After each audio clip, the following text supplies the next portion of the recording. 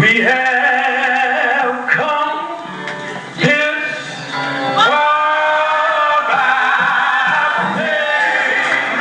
Oh, we are leading. My name is Terry Lawrence Boyd.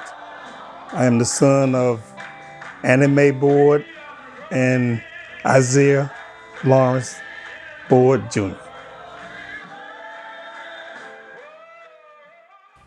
Winsboro, I think the area is most of where they originated. Zuli was my oldest sister, and Dorothy, we call her the Queen, Ada, Walter, Lula. They were born in South Carolina, and we were born in Roxborough, North Carolina. When I say we, I'm talking about the later sisters and brothers, starting with Alice, Roosevelt Boyd, and Hattie, Velma, myself, and Deborah Jean. So I hope I didn't leave anybody off, but I'm sure that most of them know about where we started off at. Growing up in this family, we were very close. All my sisters and brothers grew up together. Most of them were having children at the same time as my mother was having children. So we were very close knit. We lived in Roxborough. We would move from one side of Roxborough to the other side, Olive Hill area. And we also lived in Roxborough Personal Care, what we call a canyon. And those areas of Roxborough was where we mostly grew up. We would farm in the Bryce farm, and we would come to the city limits of Roxborough area during when the farming season was over and go to school. Now we would go backwards and forward from Durham to Roxborough because of Daddy's job, sawmilling, and he would go from town to town wherever he could make the money, I guess. I did a little sawmilling myself, working on the green end, helping Dad when I was about 15 years old. And I know that he used to teach Walter how to use the saws, and I came along later trying to use the saw because I think Bud did some sawmilling too. We called him Bud at Roosevelt Boyd. And he kind of shied away from the sawmilling part, but Walter was an expert when it comes to sawmilling. A lot of people probably wouldn't know about slides and working, trying to build slides during the off season. So you would take the granite sacks and make the sides of the slides that you would use to carry the tobacco from the tobacco field to the barns. And those slides were used for putting, all the tobacco in to take to the women who worked at the barns. Most time it were the women. So we would do that during the summer and during the summertime, tobacco season, and during the winter times or winter season, or whenever Dad had a chance, he would do sawmilling. He and Walter and Bud.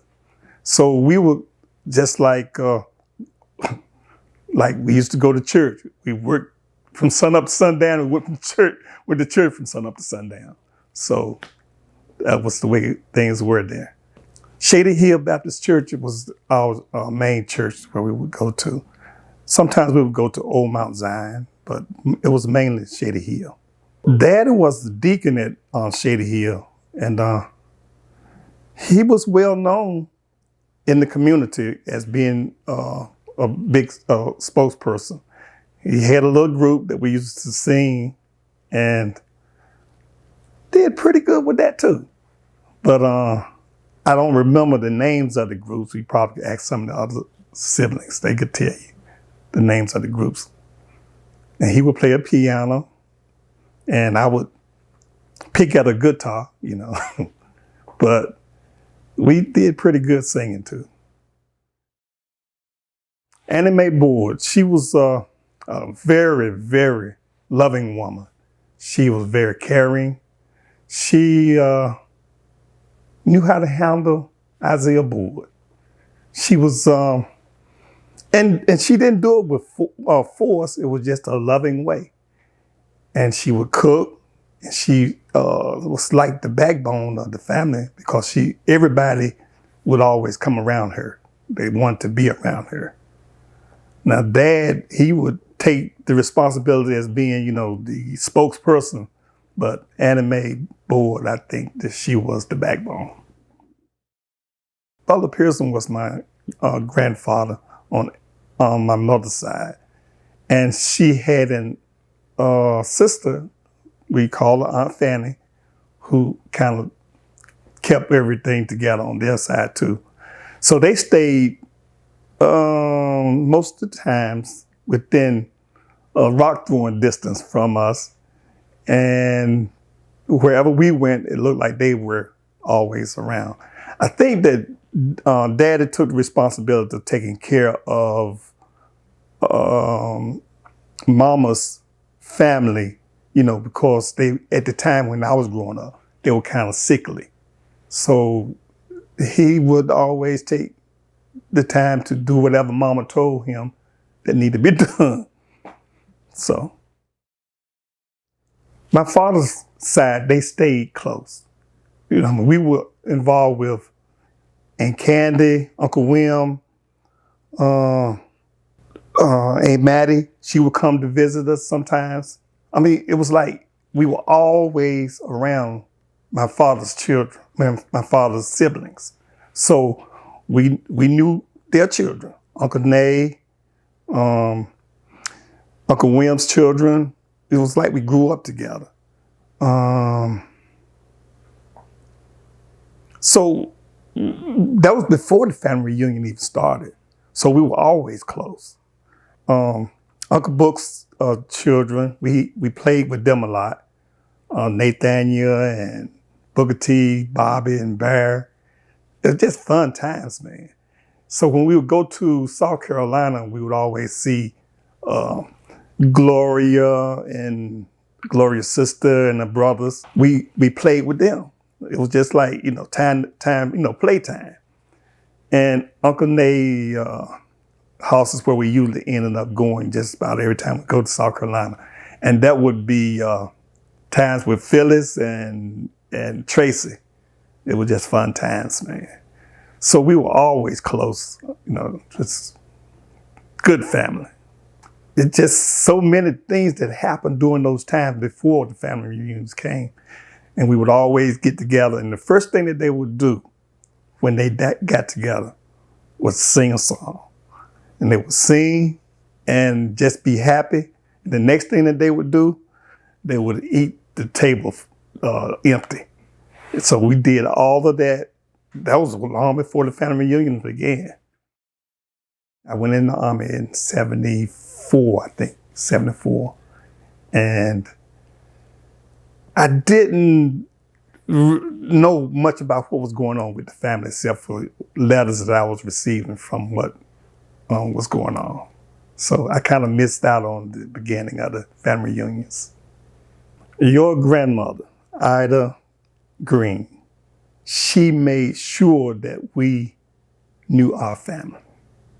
So she would talk it up from the beginning of how she knew everybody, and when you get to go to these family reunions, you need to find out who your people are. So she was the one that pushed it pretty hard because I had lived with Ida for several years, a couple of years in a way, and she just made you believe that what she was saying was right.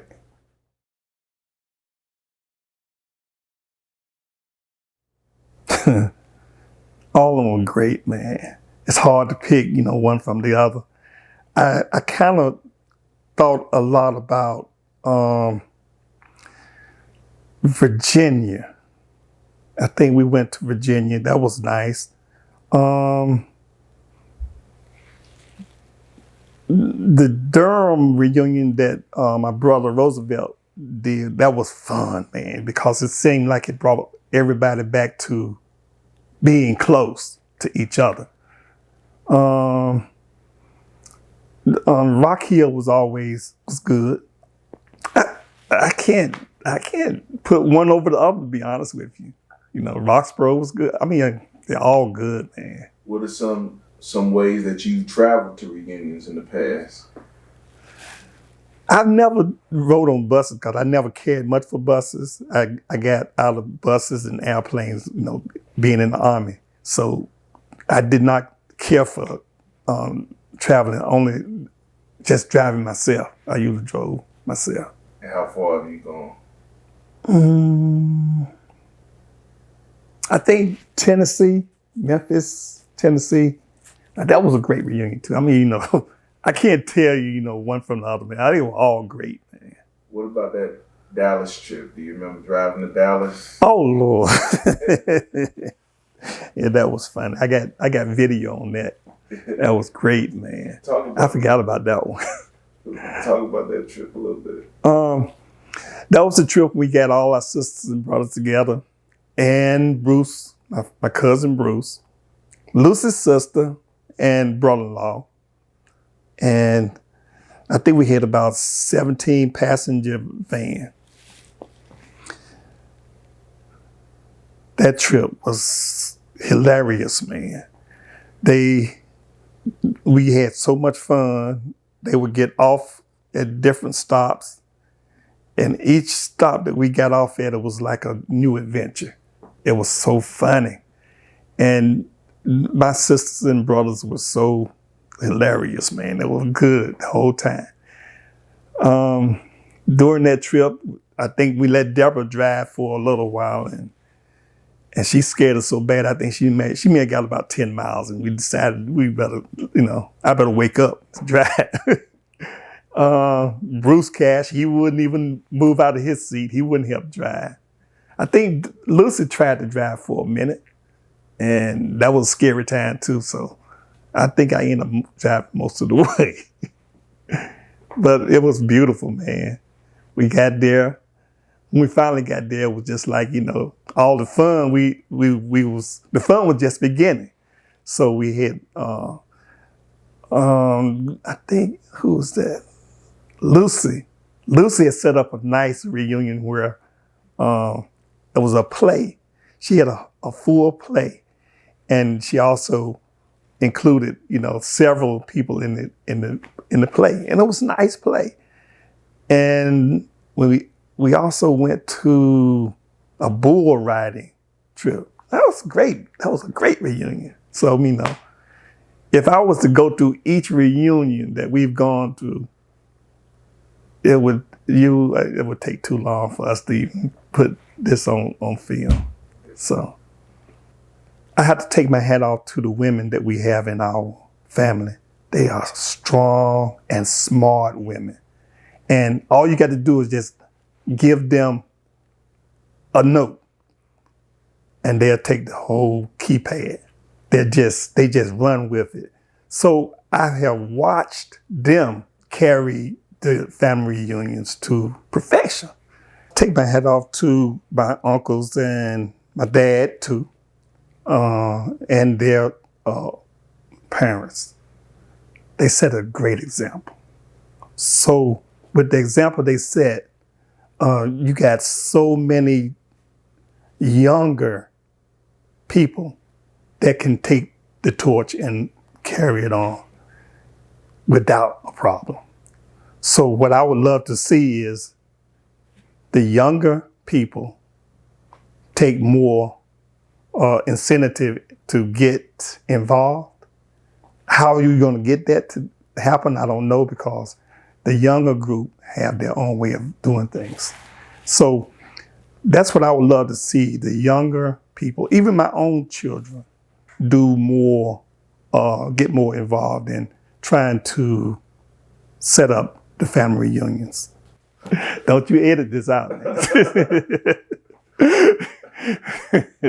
But those are the kind of things I like to see because I have a lot of faith in the young people that's in our family. We're smart. You use the social media to your advantage. It's a great tool, to keep people in contact. And get in contact with your nieces and cousins. I mean, all of the ones you don't even see. Get in contact with them and let them know that you love them. And once they see the love and feel the love, I think that this will continue without a problem. I feel like I'm one of the luckiest men in the world to have been a Boyd/McCormick. And I thank God that we have a family that we have. And I love each and every one of us.